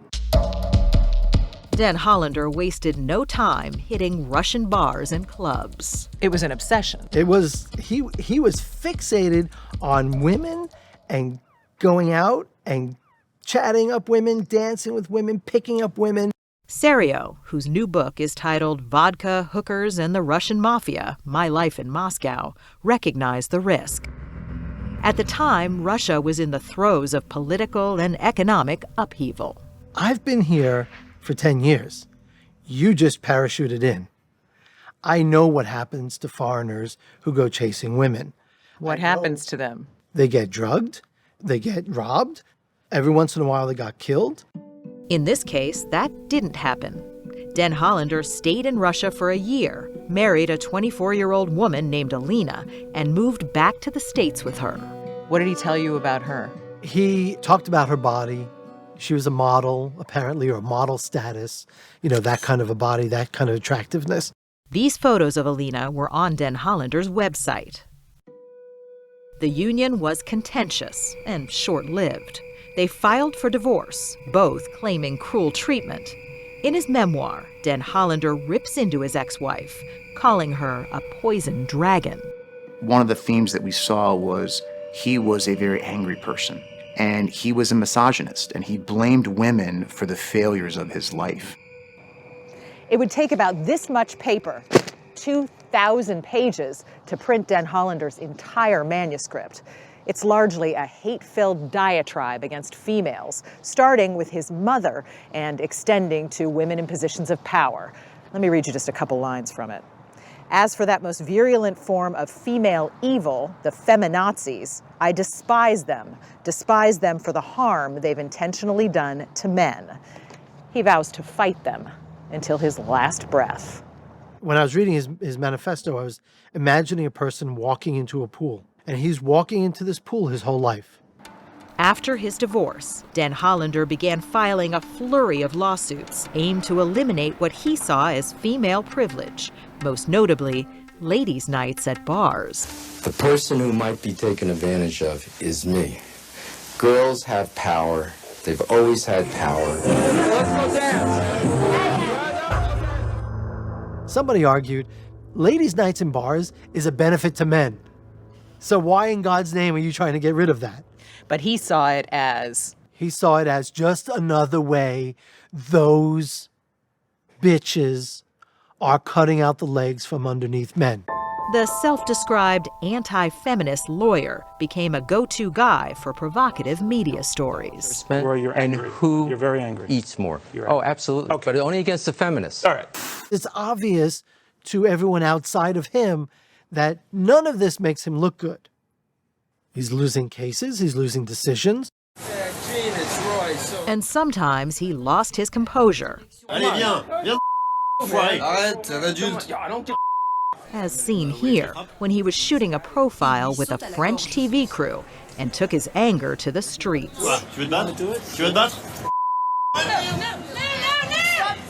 À 70 ans, il joue les shérifs. But do you think there was also a part of him that realized people were laughing at him, or at least rolling their eyes at him? I don't know how he could not have seen it. The last time you went out, whose car was it? Who paid for the taxi? Who paid for the dinner? And then look back over your life. I've picked up my share of tabs in my time in my life. Thank you very much. Well, what are you doing tonight then? Den Hollander wrote that he was diagnosed with a deadly form of melanoma in 2018. He berated his doctors and continued his rants. In July 2020, his rage turned deadly. Why did he go after Mark Angelucci? In Roy's mind, Mark was guilty of encroaching on Roy's territory. Angelucci's hard work had been paying off. He had made some progress in court with male discrimination cases involving the all-male military draft. Mark didn't even realize that he was in danger, that this guy had a grudge. I don't think so. Cassie J didn't realize it either, although she'd spent considerable time researching men's rights. Had you ever heard of this guy, Roy Den Hollander? No, I've never heard of him. He's never come across my radar. He wasn't embraced by the men's rights movement. No one referred him to me. As for Esther Salas, investigators believe she was targeted because Den Hollander blamed her, wrongly, for slowing down one of his lawsuits. In spewing hate-filled words, he called her a, quote, lazy and incompetent Latina judge. David Oakley is still trying to make sense of the damage Den Hollander caused. People are capable of evil. It's often probably very difficult to distinguish it from derangement, but there is evil, and of course there could be some kind of combination of the two. This was not one of those cases where you would say, oh, this is the last person I would expect to do something. It wasn't that. It made sense. No one knows why Roy Den Hollander chose to drive to this remote part of the Catskills, but when he was a child, his family had a vacation home nearby. As FBI agents continued going through those papers left at the scene, they found other unsettling leads. More names. We did uncover a list of a large number of individuals, some were in the legal field, some were in the medical field.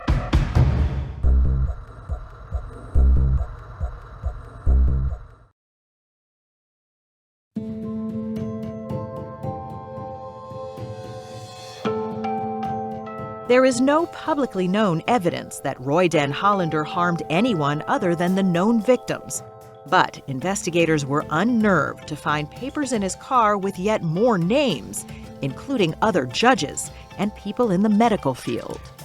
We always assumed nefarious intent with someone like this, and so we wanted to make sure that although we didn't think there was any existing threat to them anymore, we wanted to let them know that their name was found on this list.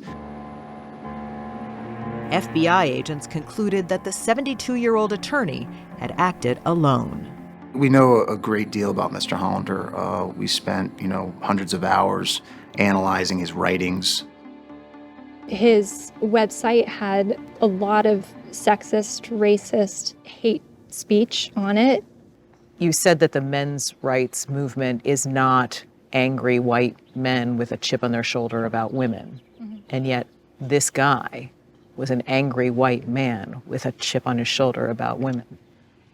If you want an example, Roy Den Hollander wrote a book and he dedicated it to his mom, may she burn in hell. Despite the grudge he held against Mark Angelucci, Cassie J says the killer was nowhere near Mark's equal as an advocate. What are the big cases that he took on for men's rights? So one of his proudest accomplishments was he sued the state of California for refusing to fund services for male victims of domestic violence. And he won that case on Equal Protection Clause in California. Mark scored other legal victories, she says, but never lost his sense of humanity. He lived a life that we should all strive to emulate. And anyone who knew him were better for it. Daniel Anderl barely made it to age 20, but he too lived a purposeful life. He would always be one of the first people I'd go to for advice about anything, and he was always there to listen. He was such a good listener. He truly is one of the best people I've ever met in my entire life. We were always texting each other, like if anything bad was going on, it was, hey, like, let me talk to you really quick, like let me get your opinions. The quality that I admired about him most was his ability to love others and his ability to love even when he was hurt by others. He was a very low-stress guy, and I think it was because he just lived in the present moment so well. His friends all remember that tight-knit relationship he had with his mother and father. He was so proud of his parents. He loved what they did. His mom was a federal judge of New Jersey. He was ecstatic, and he talked about her accomplishments and his father's accomplishments all the time.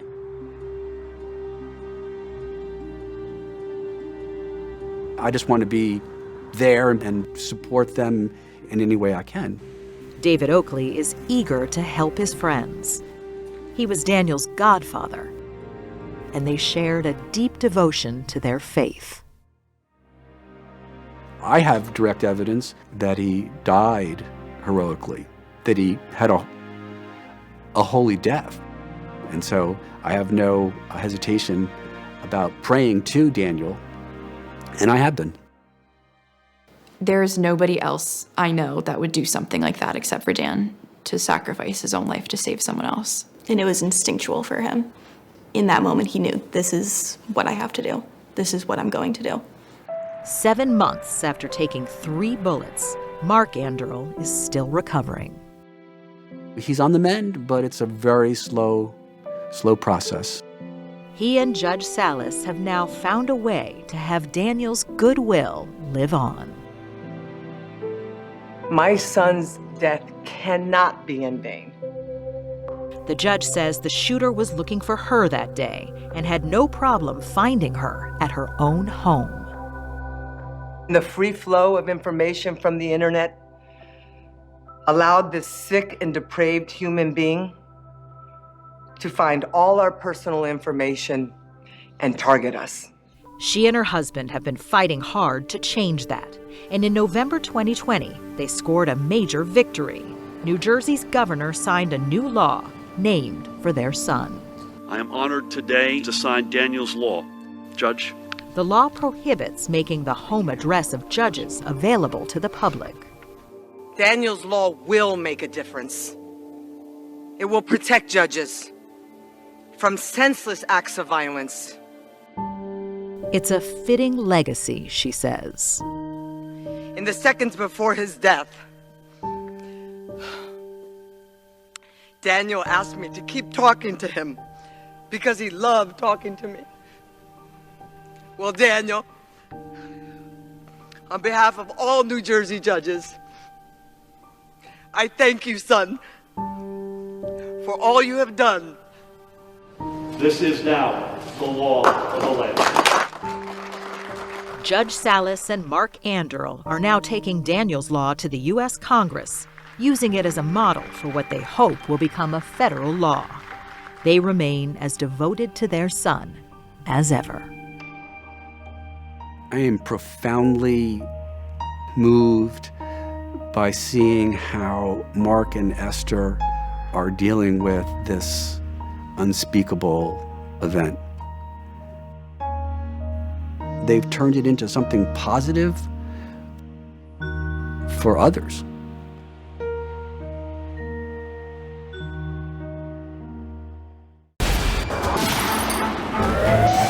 48 hours.